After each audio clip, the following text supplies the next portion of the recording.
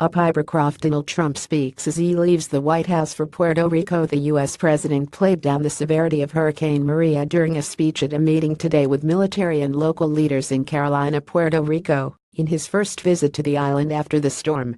He said every death is a horror, but if you look at a real catastrophe like Katrina, and you look at the tremendous hundreds and hundreds and hundreds of people that died, and you look at what happened here with a story that was just totally overpowering. He then asked Puerto Rican Governor Ricardo Rossello, "What is your death count?" Mr. Rossello replied, 16, certified. Donald Trump speaks to military and officials after Trump speaks to Puerto Rico Governor Ricardo Rossello. President Trump and wife Melania in Carolina.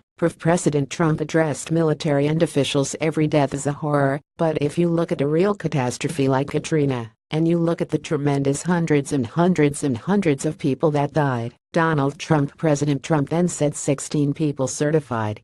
16 people versus in the thousands. He added, "You can be very proud of all of your people, and all our people working together." 16 versus literally thousands of people. You can be very proud. Everyone around this table, and everybody watching, can really be very proud of what's been taking place in Puerto Rico. Trump also appeared concerned, but irritated by the financial cost of the disaster in Puerto Rico.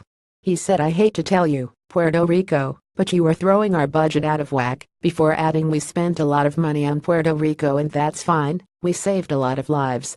The U.S. president has faced accusations of a lackluster response to the devastation wrought by Hurricane Maria in Puerto Rico.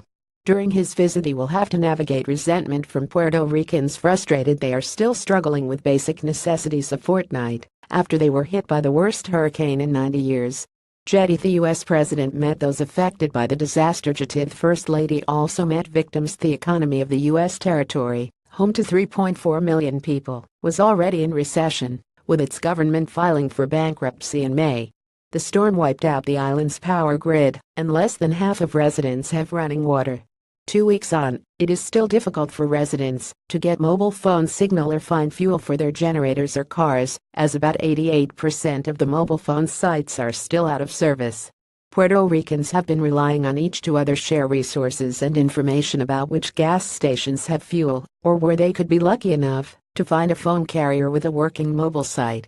2. September 19, 2017. A woman covers herself with a raincoat while looking out at the ocean as Hurricane Maria approaches in Petite Bourg, Guadeloupe Island. The President and First Lady arrived in Puerto Rico today. The President met Puerto Rican victims of Hurricane Maria. Islanders were already struggling, but tensions were exacerbated when President Trump berated critics of his government's response. He lashed out at San Juan Mayor Carmen Yulín Cruz for poor leadership on the weekend after she criticized the federal response. The real estate mogul said some people on the island want everything to be done for them. The island's recovery from the devastation is likely to cost more than $30 billion, £22.7 billion. Congressional sources have said President Trump is preparing to ask Congress for $13 billion, £9.8 billion in aid for areas recently hit by natural disasters such as Puerto Rico, Florida, and Texas.